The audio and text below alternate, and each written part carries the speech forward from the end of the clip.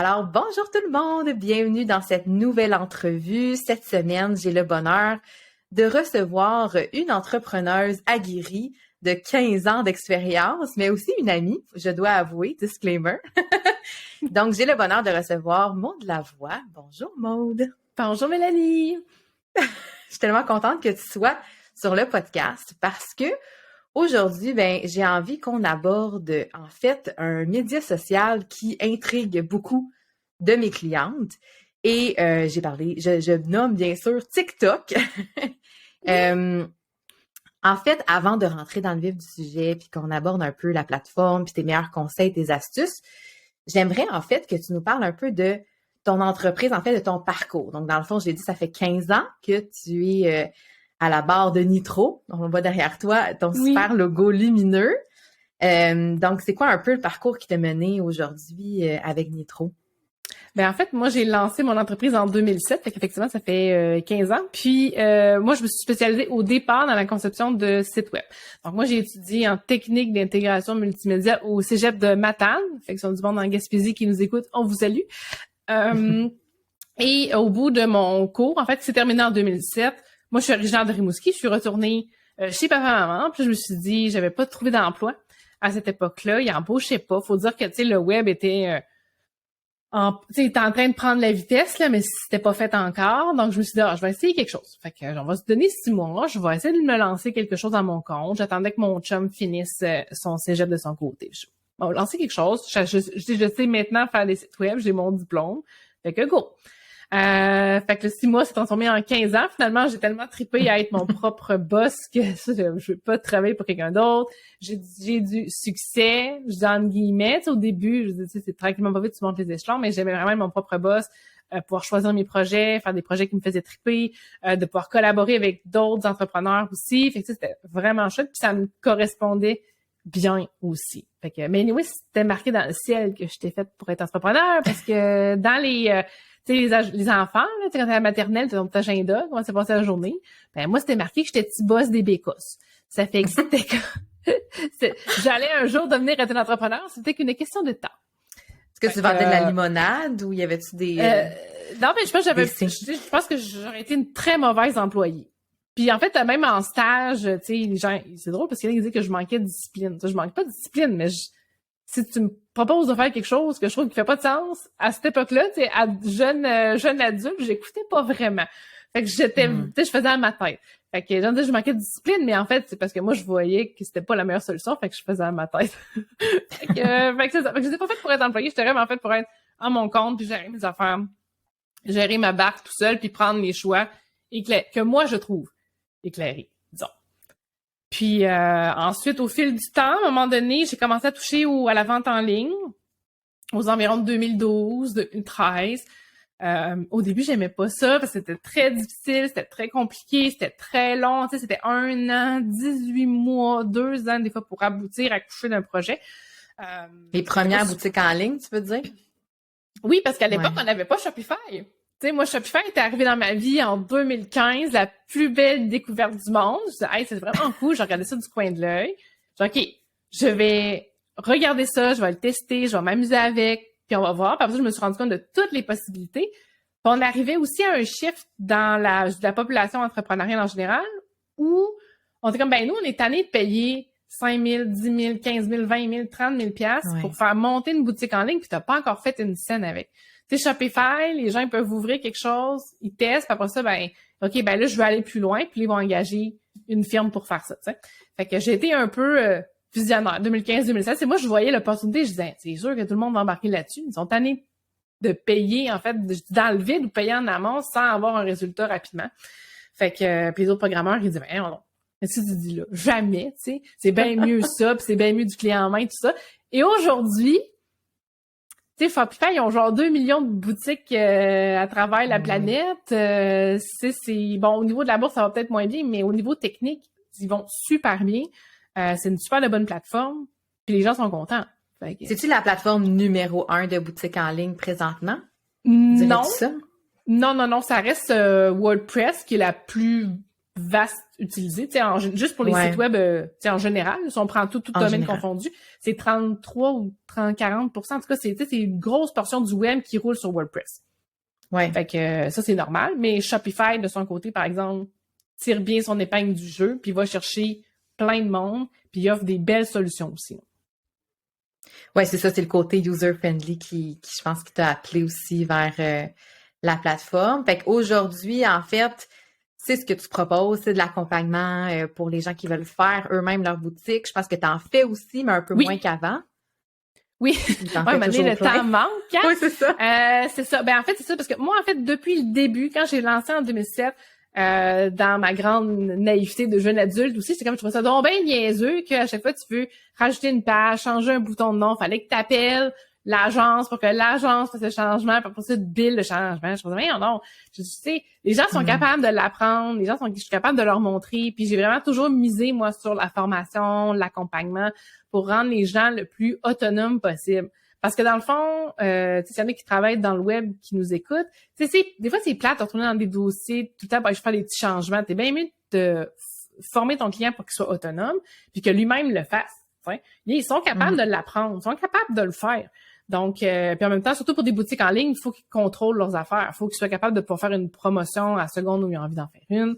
Fait que c'est ça. Fait que, tu sais, moi, quand j'ai étudié pour Shopify, je voyais l'avantage d'être capable de les former, que ce soit simple, parce que j'avais l'expérience des autres boutiques qui étaient donc bien des fois compliquées à gérer, que c'était des grosses machines, c'était complexe. Tu sais, les gens, ils avaient peur. Fait que quand ils ont peur, mais ça fait que ils se limitent à faire des moves marketing ou à faire des affaires pour faire mousser leur vente.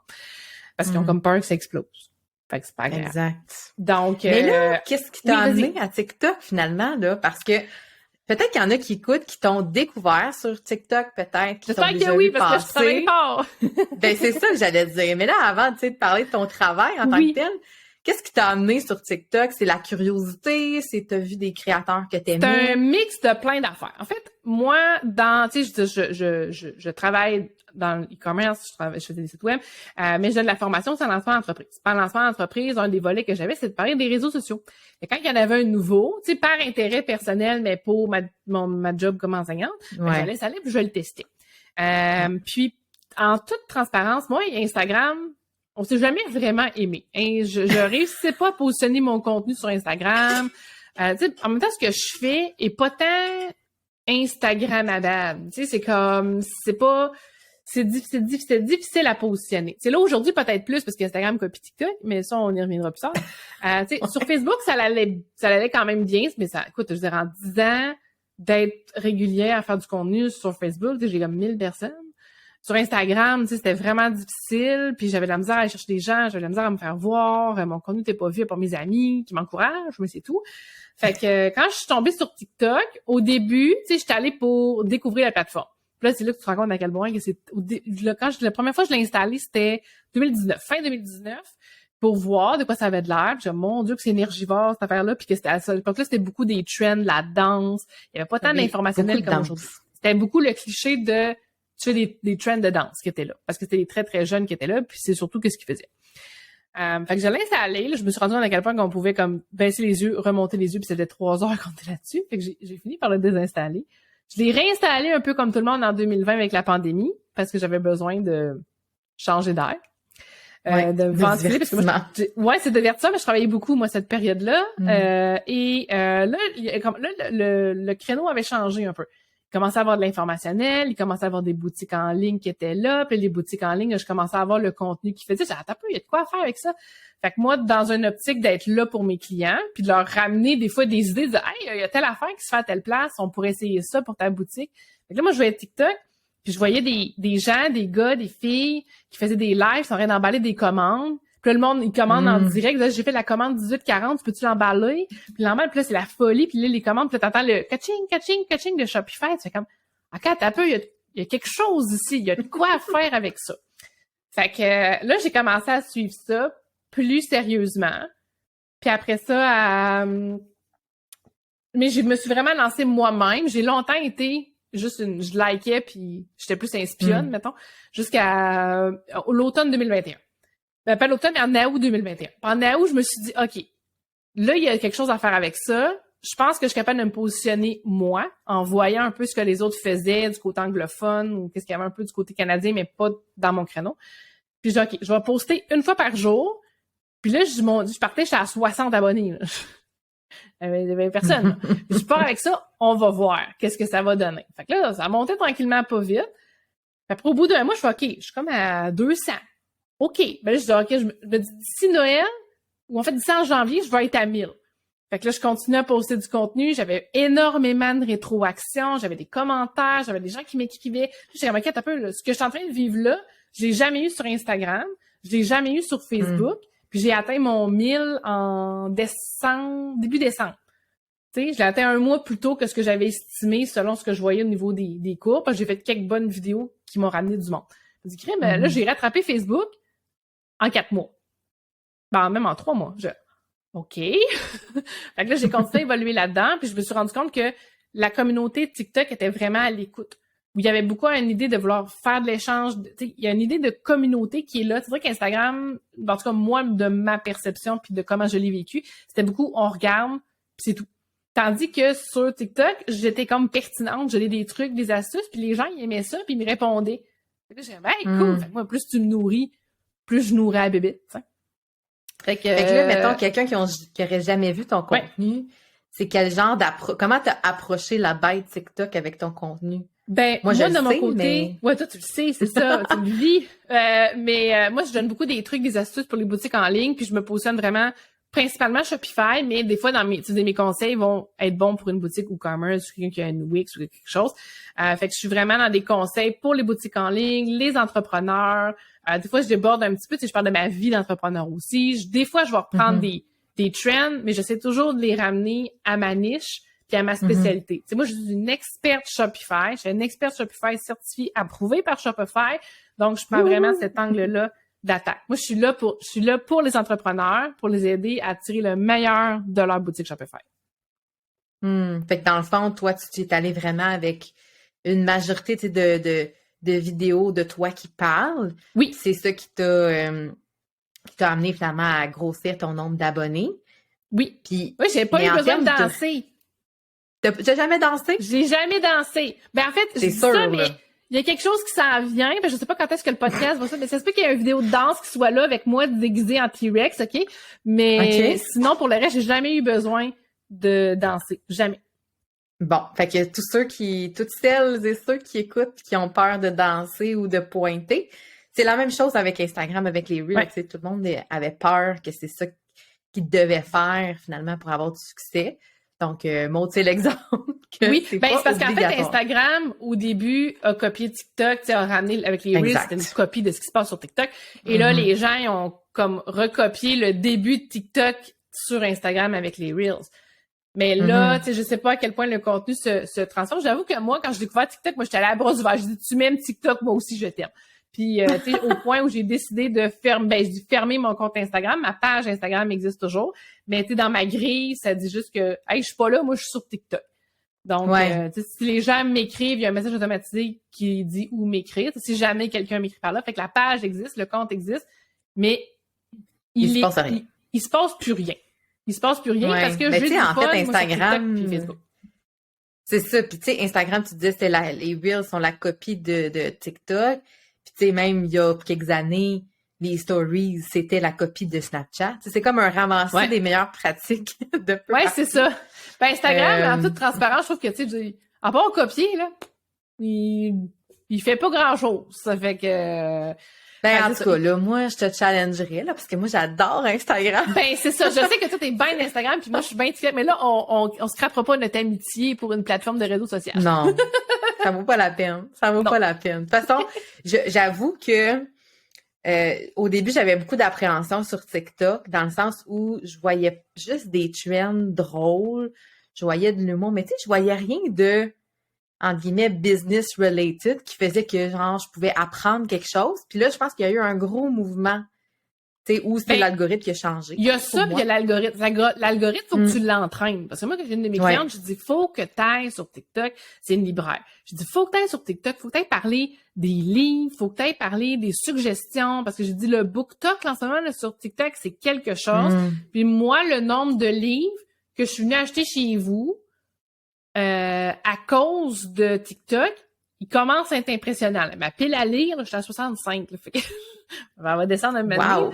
Mais tu sais, elle évolue. Là. Fait que là, c'est grâce TikTok donne envie aux gens d'acheter. Il va vraiment chercher le côté, le faux mot. Il faut que j'achète tout de suite, sinon je vais le rater. Fait que, puis ma cliente, sur le coup, après ça, elle m'écrit, elle m'a dit là, parce qu'elle dit, j'ai juste comme des gars en BDN ou des filles qui shake les fesses. Là, c'est-tu normal? Là, j'attends un peu. Là. Fait que là, j'ai envoyé une liste de gens que je suivais dans le BookTok. Fait que je dis, va commencer par ça, ces gens-là. Cherche des auteurs québécois que tu connais, qui sont présents sur les réseaux sociaux. Puis là, après ça, elle m'a réécrit, je me dis, OK, non, c'est beau, c'est correct. Que là, l'algorithme avait changé puis qu'il s'était habitué. T'sais, plus tu likes des choses qui t'intéressent, plus tu vas t'abonner à des gens dans ta niche ou qui représentent tes intérêts ou l'intérêt de ton entreprise.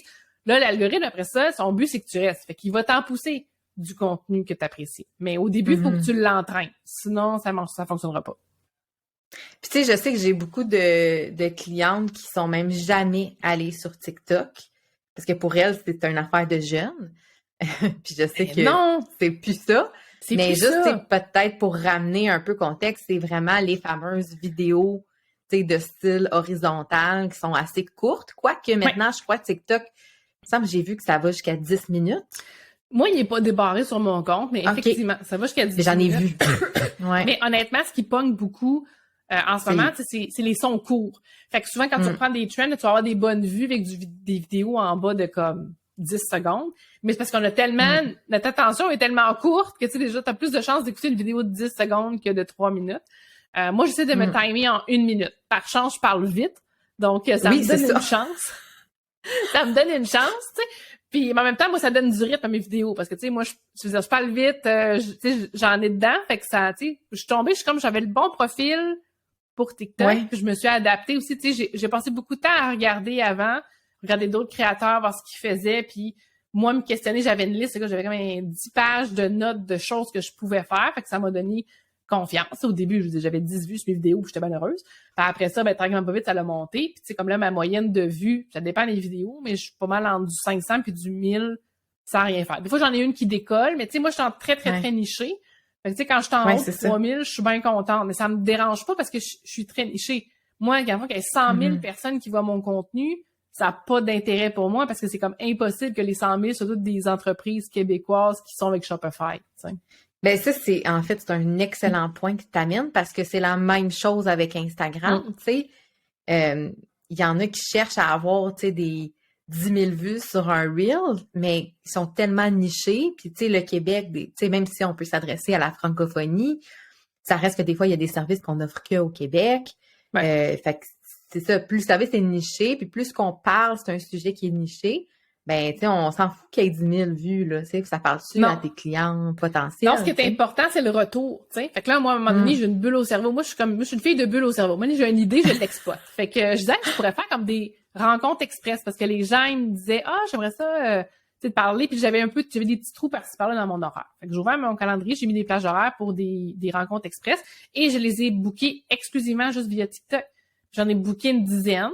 Puis les gens, ils passaient 1 heure avec moi, ils m'exposaient leurs problèmes, je leur donnais des solutions, puis ils repartaient.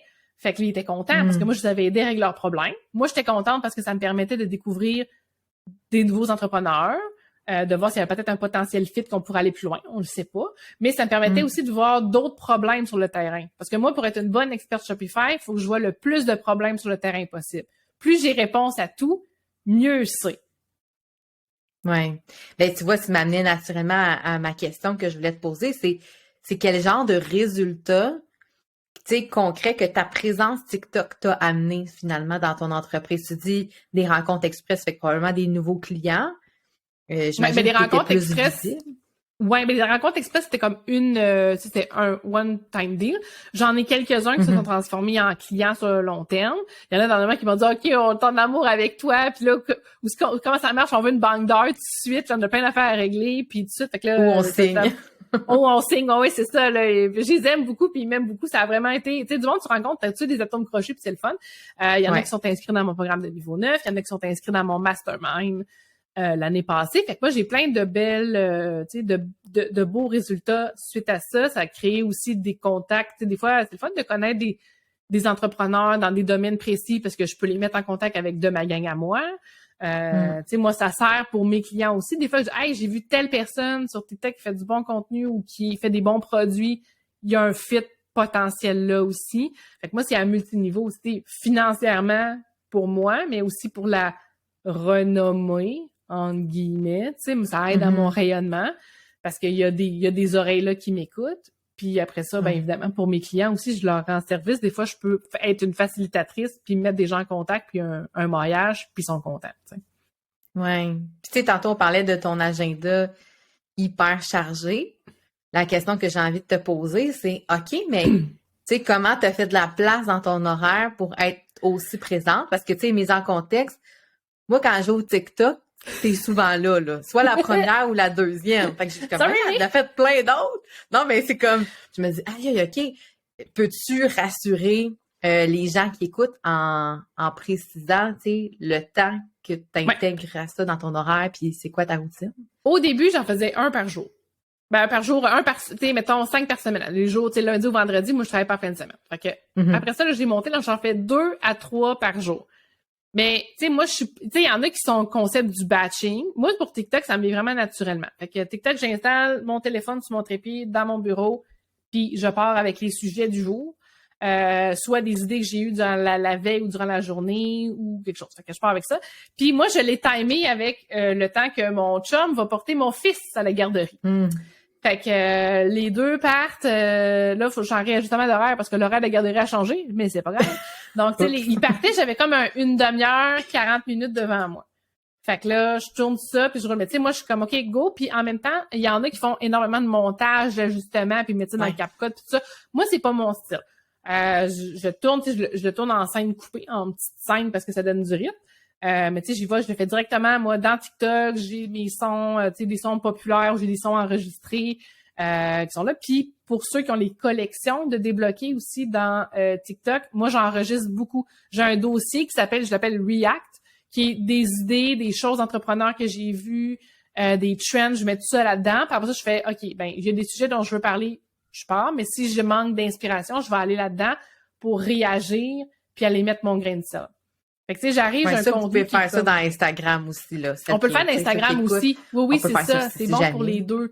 Parce que je sais qu'il y en a qui sont adeptes du batching. Moi, pas de temps, parce que moi, souvent, les idées me viennent sur le fly comme ça. Fait que je les fais, moi, le matin même, puis c'est que ça fait partie de ma routine maintenant. Puis après ça, tu sais, maximum, tu sais, 45 minutes habituellement.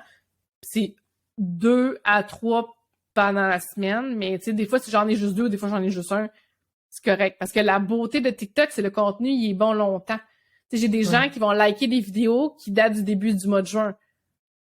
Fait que, puis là, on est quelques mois plus tard. Ça fait que c'est ça qui est intéressant aussi. C'est le contenu de longue durée. Fait que ça, c'est vraiment, vraiment trippant pour ça aussi, là. Puis, mettons, tu sais, quelqu'un qui voudrait aujourd'hui partir TikTok. Genre, mettons moi, là, tu sais, je commence à regarder ça, je me dis, j'aime quand même la vibe. Je pense que j'ai trouvé, tu sais, entre guillemets, des modèles d'entrepreneurs qui m'ont montré que, OK, tu sais, on a notre place sur TikTok, tu sais, dont toi, que je vois que le contenu fonctionne bien. C'est quoi les conseils que tu donnerais pour débuter? Tu sais, tu l'as dit tantôt, d'entraîner son algorithme, ça aide aussi à avoir des bons contenus inspirants, puis, tu sais, faire aussi un peu de réseautage. Je pense que c'est une plateforme qui est propice à ça. Oui. C'est quoi les conseils que tu donnerais autres que ça? Ben, faut commencer. Tu sais, parce que des fois, là, OK, je vais me préparer à commencer. Là, je vais me préparer à commencer. Tu sais, comme, OK, là, fais juste la vidéo puis vas-y, là. Arrête, là, c'est pas grave si tes cheveux sont pas parfaits. C'est pas grave si t'as pas tout ton setup. C'est pas grave si ta transition est pas 100% parfaite. Commence. Parce que, anyway, tes premières vidéos seront pas tant vues. Fait on commence, on y va, puis on apprend à partir de là. Et je pense que c'est important de réagir au contenu des autres aussi. Pas juste étant moi, puis regardez-moi, puis commentez-moi, mais plutôt d'aller voir, tu sais, comme dans ton cas, ce serait d'aller voir peut-être des clients typiques. Peut-être quelqu'un te parle d'un problème, mais tu peux faire un collage, puis répondre en disant « Ah ouais, je comprends ça, c'est plate. » Tu sais, les solutions que tu pourrais apporter, c'est telle affaire. Des fois, les gens, ils ont peur d'en donner parce qu'ils ont peur que les gens les contactent pas. Tu sais, je pense qu'il y a quand même, c'est pas de tout donner, on va souvent donner le pourquoi, mais pas le comment. Tu sais, je pense que tu peux donner le pourquoi, puis dire pourquoi tu devrais faire telle chose, telle action, pourquoi c'est bon, pas nécessairement le comment. Tu sais, tout, je dis l'intelligence d'affaires, ce bout-là, tu peux te le garder en payant. Mais il faut que tu en donnes assez pour que les gens fassent, OK, cette personne-là, elle sait de quoi elle parle, cette personne-là, elle est compétente, puis elle me donne pas de la bullshit. Tu sais, ça se sent quand quelqu'un fait juste, il t'en dit, mais il t'en dit pas, ou ça sonne bullshit, ou ça sonne est-ce qu'elle maîtrise vraiment son sujet, ou tu sais, il y en a que je vois passer des fois, puis là, ça me cringe un peu, je suis comme, voyons, donne-moi de la vraie viande autour de l'os, là, tu me dis rien. Là, je décroche. Perso, je suis comme ça, là, moi, si je décroche, c'est comme, donne-moi de l'information, sinon, ça me tente pas. Faire des collages, faire des duos, puis quand on fait des trends, ben, idéalement, il faut les ramener sur sa niche. Donc, sur ce qu'on fait, c'est de trouver une langue. Faut être nous-mêmes, tu sais, puis si, comme moi, je me considère un peu comme un labrador. Je suis comme super sympathique, puis je cours un peu partout. Tu me lances la balle mal à chercher, puis je peux... Tu sais, ce côté-là, moi, je l'exploite, puis je le sais qu'il y a des gens qui aiment pas ça, puis qui m'aiment pas, mais il y a des gens qui aiment ça. Tu sais, c'est ma vraie nature qui est là, puis c'est plus facile de tisser des liens, je pense, de confiance sur le long terme, en étant ma vraie nature qu'en étant un personnage. Puis dirais-tu que c'est le genre de format de contenu qui est plus facile pour une entreprise de produits ou de services, ou c'est la même affaire selon toi? C'est la même affaire, mais je trouve que les produits ont vraiment plus de facilité. Tu sais, moi, j'en ai dans mes clients, dans ceux qui ont pris les rencontres express, sont là le soir, ils emballent des commandes, ils ont leur setup, mettent de la musique. C'est facile un peu, hein? C'est facile. Tu sais, moi, je peux pas faire ça, mais si tu veux, j'emballe. Si tu veux, je fasse. Quand je fais ma paperasse, il y a François Lambert aussi, je sais pas si moi, je le vois tout le temps en live, là. Oui, il reprend la même mécanique sur Facebook, sur TikTok. Là, il arrive sur TikTok, il est en train de vivre un peu le même Eldorado que moi je vis. T'sais. Il est comme, il y a du monde, les gens ils commandent, ils lui posent des questions. Puis il y a des fois, il est en train de faire des commandes. L'autre jour. Ouais, il fait du popcorn, fait de la barbe à papa. Puis des fois, il est juste assis bien chill, puis il répond, puis il jase avec les gens. Tu sais, lui, il est en train d'intégrer TikTok dans son modèle d'affaires aussi. Puis ça plaît à cette communauté-là aussi. Fait que ça montre que il y a des gens qui ne sont, tu sais, il y a des jeunes, mais il y a des gens plus vieux aussi qui sont maintenant sur TikTok, puis qui ont du plaisir, puis qui sont prêts à acheter, sont prêts à sortir leur argent, tu sais. Moi, comme je te dis, il y a des clients qui, tu sais, s'installent là, ils font des commandes, ils sont en live, ils sont en train de gérer les commandes, ils répondent aux questions au travers, fait que ça rend la tâche moins plate, moins ardue. Mais surtout, je pense que ça montre l'envers du décor des entrepreneurs aussi. Tu sais, c'est cool quand tu le vois dans son atelier avec toutes les boîtes autour, puis le setup, comment il fait ça. Tu sais, il y a comme un petit côté, juste un petit côté, tu sais, fouine. Voyeur. Tu sais, on aime, tu sais, il y a Big Brother, il y a Occupation Double, il y a L'amour est dans le prix, tu sais. Et il y a TikTok. On est tous un petit peu voyeurs. Tu sais, puis là, il y a TikTok quand les gens font des lives, tu sais. Ça incite beaucoup les gens à acheter parce qu'ils peuvent poser des questions. Tu sais, il y en a des fois qui font des lives, les gens posent des questions sur les produits, fait que là, ils peuvent les montrer, ils peuvent faire des démos, ils peuvent donner des commentaires. Fait que c'est super le fun. Fait que là, les gens, ils ont comme un conseil personnalisé avant achat. Fait que là, tu peux pas voir ça. Fait que les gens, ils commandent, puis ils sont contents. Puis après, ils ont préparé leur commande en direct. Moi, ça m'a tellement fasciné de voir à quel point les gens trippent de s'en préparer leur commande en direct. Tu sais, c'est comme... C'est vrai que c'est particulier, hein? Quand j'en ai vu, là, des... Ben, moi, ça m'est arrivé que dans mes commandes, que j'ai commandé en ligne, oui, c'est vrai, des fois, ça me rappelle des fois qu'il faut que je commande. Fait que c'est, oui, c'est vrai, faut que je commande. Puis là, je commande, puis c'est, OK, on va marquer la commande de bon. Puis là, t'es comme un petit velours. Tu sais que dans les 200 personnes, c'est ta commande qui est emballée. Oh my God! Tu sais, c'est niaiseux, mais c'est une espèce d'élément de proximité qui est là, qui est vraiment particulier, puis ça marche. Puis le niveau de proximité qu'on est capable d'aller chercher, je pense que c'est très vendeur, ça nous rend très humains, puis ça rappelle aux gens qui achètent des produits, qui achètent d'une entreprise québécoise, qui achètent d'un entrepreneur qui travaille fort, qui a du plaisir dans ce qu'il fait. Ça rajoute une belle valeur, je trouve, humaine à toute cette aventure-là. Puis dans le service, tu sais, des gens comme toi qui sont dans le conseil, dans l'accompagnement, tu sais, ça serait quoi, tu sais, peut-être le contenu de départ à produire, ça serait-tu justement des conseils, des astuces, tout est plus dans le côté enseignement? J'imagine. Oui, ben tout conseil à ça. Tu sais, les questions que tu te fais poser 45 fois par jour par tes clients, les questions que tu reçois sur Facebook, les questions que tu reçois par courriel, les nouveautés des fois que tu peux voir dans ton domaine. Ça peut être de réagir à certaines pratiques ou tu sais, c'est assez large, ça dépend vraiment de ce que tu fais, mais tu sais, comme dans ton cas, mettons, ça peut être, tu sais, je devrais-tu vraiment être sur Instagram ou je devrais-tu vraiment être sur les réseaux sociaux ou pourquoi je devrais poster ou, tu sais, répondre, défaire des mythes aussi. Tu sais, ça va, c'est très, très, très large. Souvent, quand on parle de quel contenu je pourrais faire, des fois, il y a des gens qui sont embêtés. Ils font comme, ben, je sais pas qu'est-ce que je pourrais faire. Ben, moi, quand je dis ça à mes clients, je dis, OK, regarde, prends-toi une feuille. Puis là, je veux que tu me dises, dans les 2 derniers jours, c'est quoi les questions que tu as eues? Puis là, les questions, puis là, ah oui, c'est vrai. Puis là, qu'est-ce que tu as répondu à ces gens-là? Puis là, ça, ils font comme, ah, OK, fait qu'ils comprennent le fil conducteur, tu sais. Fait que je pense qu'il faut arrêter de se demander quoi dire. La masse de contenu, elle est immense. Faut juste, tu sais, c'est une bonne base de départ, c'est répondre aux questions de tes clients, tu sais, en vidéo. Défait des mythes, donne des conseils, tu sais, des trucs que les gens devraient tous faire. Tu sais, des fois, les gens, tu sais, moi, ce que j'ai vu, c'est qu'il y a des gens qui disaient, hey, moi, à chaque fois que je vois ta vidéo, là, je vais faire des changements sur mon site, puis ça marche, tu sais, le taux de conversion augmente, le panier moyen augmente. Fait que, tu sais, je donne des trucs qui fonctionnent, les gens vivent des succès, ils sont contents. Fait que je leur donne quelque chose, tu sais.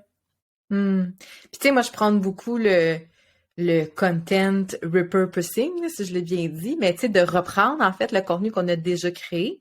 Puis, tu sais, souvent, mettons, un article de blog où t'expliques 3 façons de faire telle affaire, ça se transmet, tu sais, ça se transmet dans le contenu, soit Reels ou TikTok, dans le sens où tu donnes les grandes lignes. Puis en plus, tu peux même inviter les gens à lire l'article si ça les intéresse d'en savoir plus. Tu sais, je trouve que c'est une belle façon de faire du ping-pong dans le contenu, là, tu sais. Oui. Ben, tu vois, moi, c'est quelque chose que je fais pas assez, dans le sens où mes contenus vidéo restent en vidéo, que je les retranscris pas ou j'en fais pas un blog, faudrait. Il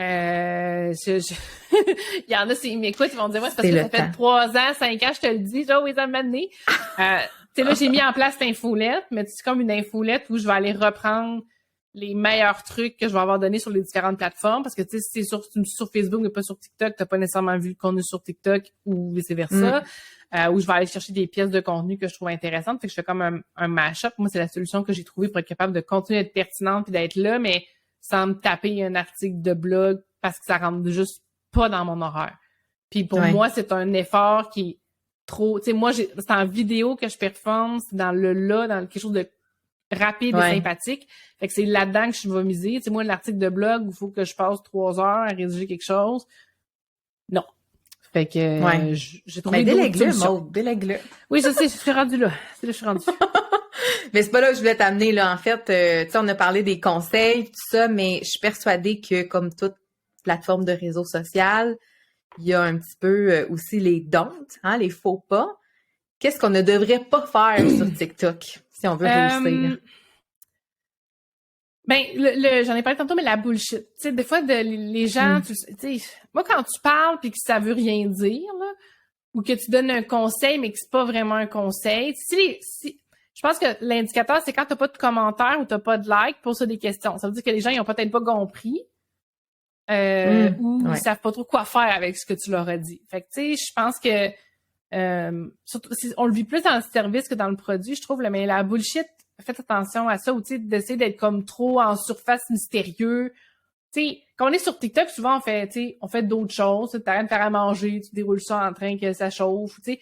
T'es pas 100% concentré, fait qu'il faut vraiment que ce soit pertinent puis rapide.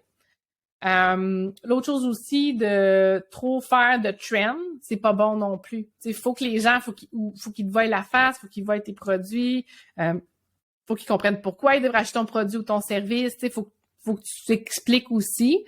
Fait que, tu sais, des fois, de faire juste des vidéos de trend qui sont drôles ou qui sont pas du tout reliées à ce que tu vends comme produit ou comme service, ça peut te nuire.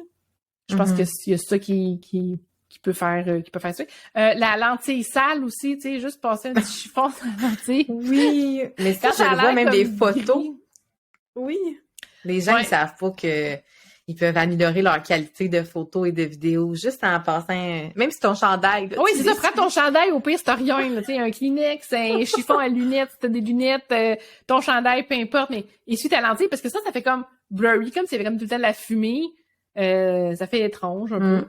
Puis, sinon, tomber dans l'insulte ou les attaques, ça fait jamais rien de bon.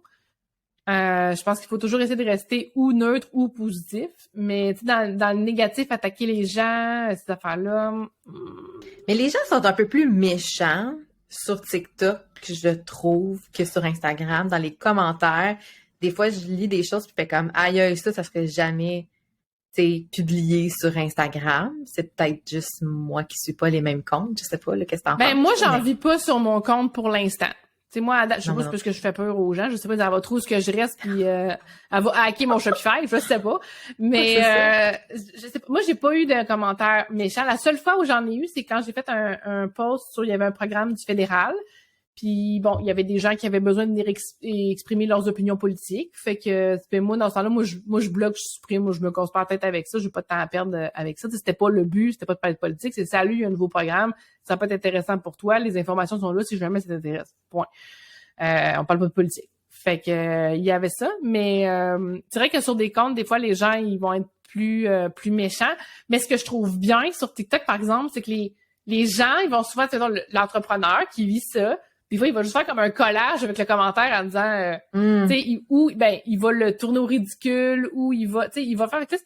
J'aime le fait que sur TikTok, on se permet de plus répondre, puis d'être plus défendre. De se défendre. Ouais, je pense que ça qui est quand même intéressant, versus sur Facebook où t'oses pas trop, sur Instagram où des fois t'oses pas trop non plus. Sur TikTok, on dirait que c'est un petit peu plus le Far West. Fait qu'on dit, écoute, tu me rentres dedans, m'en revirer de bord dans le coup. Tu sais, j'ai tantôt de pas parler de négatif, mais en même temps, ne sera pas plié dessus, tu sais. Fait que je pense que c'est intéressant aussi de voir que les entrepreneurs vont dire non, puis ils vont répondre, tu sais. Fait que ça, je trouve ça intéressant aussi, que dans le fond, ça peut se jouer des deux côtés. Il faut bien doser, faut pas, je dirais, insulter la personne, mais je pense que des fois, dire, regarde, au pire, tu peux te désabonner, au pire, tu peux me bloquer, au pire, tu peux faire d'autres choses. C'est des fois, c'est drôle parce que là, après ça, le commentaire qui disparaît. Il est disparu. Il est disparu. Ah ben. Ah, c'est super. Ben, écoute, ma dernière question pour toi, Maude. Oui. Est-ce que tu aurais un outil que tu aimerais partager avec ceux qui écoutent le podcast? Soit un outil que tu aimes utiliser, que tu as envie que les gens découvrent, ou même un outil de toi, en fait, de ton cru, que tu as envie de proposer aux gens? Ben, pour aider à votre calendrier éditorial pour les réseaux sociaux, parce que là, si vous dites, moi aussi, je vais être sur TikTok, peut-être que là, vous avez besoin de vous aider au niveau de la structure. Moi, je suis une grosse fan de Notion. Donc, moi, j'ai développé dans Notion mon calendrier éditorial là-dedans où je vais timer où vont être mes posts. Ils sont pas automatiques, mes plateformes, mais à tout le moins, je sais de quoi je parle, qu'est-ce que je vais mettre, quand est-ce que je le prévois, fait que ça m'aide. Puis ça m'aide aussi quand mes contenus de TikTok, je les ai faits, je vais des fois les réutiliser sur Facebook ou d'autres plateformes. Fait que je les place là-dedans. Sinon, un outil à moi, j'ai mon guide des 10 tactiques TikTok. Ça se dit, c'est un exercice de diction, hein? C'est ça. Tactique TikTok. Ouais, les 10 tactiques TikTok. Que vous pouvez télécharger. En fait, je l'ai présenté dans le cadre du FWCC, mais là, je l'offre à qui le veut bien. C'est orienté produit, mais je pense que ça s'applique bien au niveau des services aussi. Fait que des trucs et des astuces de trend et de bonnes, pas nécessairement de trend, mais de bonnes choses à faire pour aider à bien partir son compte et vous donner des idées aussi de contenu à créer. Oui, puis je pense que si vous voulez être inspiré en termes de bonnes pratiques, vous pouvez aussi aller suivre Maude. Oui, vous pouvez aussi. Là. Moi, j'étais en route vers le 3000. Là. Je suis quasiment 2400 en date de là où on tourne le podcast. Fait que ça s'en vient. Fait que pour te trouver, dans le fond, c'est Maude Nitromédia. C'est Miss.Nitro. Oui. Miss.Nitro. Je vais tout mettre ça dans les notes d'épisode pour que vous puissiez aller la suivre et pas tomber sur un compte obscur, là. Ouais, non. De toute façon, si vous marquez Maude Lavoie, c'est une ancienne d'Occupation Double qui est là et ce n'est pas moi. Donc, oui, c'est vrai, il y a une fille d'OD qui a le même nom que toi. Qui a le même nom que moi. Ouais, c'est ça. Ouais. Ah, ben. Écoute, un gros merci, Maude, d'être venue me jaser de TikTok. Honnêtement, tu me donnes vraiment le goût de... C'est vraiment le fun. Tu sais, je vois... Il y a des clients, moi, qui au début, je les ai gossés. Je dis, faut que t'ailles sur TikTok. Il y a vraiment un élan. Je dis, check ces créateurs-là. T'as ta place. Il y a vraiment de quoi faire. Puis là, ils sont allés. Puis après ça, au bout d'une semaine, ils disent, ouais, Maude, j'aurais dû t'écouter avant. J'ai fait 2500 en une semaine. Je dis, voilà. Ouh! Voilà. Mais, tu sais, dans ce cas, cette personne-là, c'était vraiment particulier. C'était un produit qui était très en demande sur TikTok à ce moment-là. Puis que tout le monde s'arrachait. Fait qu'elle est juste tombée dans le bon moment. Puis elle a pogné son élan tout de suite. Ça a bien fonctionné. T'sais, je dis pas que tout le monde va faire 2600 la première semaine, mais tu sais, ça a pas été trop long que ça a fonctionné. Ça fait que... Ouais. Fait qu'il y a des bons espoirs. C'est peut-être le Klondike du web pour l'instant. Pour l'instant, c'est encore le temps d'embarquer dedans. Tu sais, mettons, dans un an, ce sera peut-être d'autres choses. Mais pour l'instant, c'est encore le temps d'embarquer. Je pense qu'il y a des belles opportunités. Puis ça va chercher une clientèle qui est peut-être pas ou plus sur Facebook ou pas ou plus sur Instagram aussi. Fait que c'est ça aussi, c'est une clientèle en ce moment qui, si t'es pas là, elle verra jamais tes produits ou tes services. Fait que, vas-y. Vas-y, c'est le temps. Puis un gros merci, Maud, d'avoir été là. Donc, je vais mettre tous les liens dans les notes de l'épisode. Puis, on se retrouve la semaine prochaine. Bye tout le monde!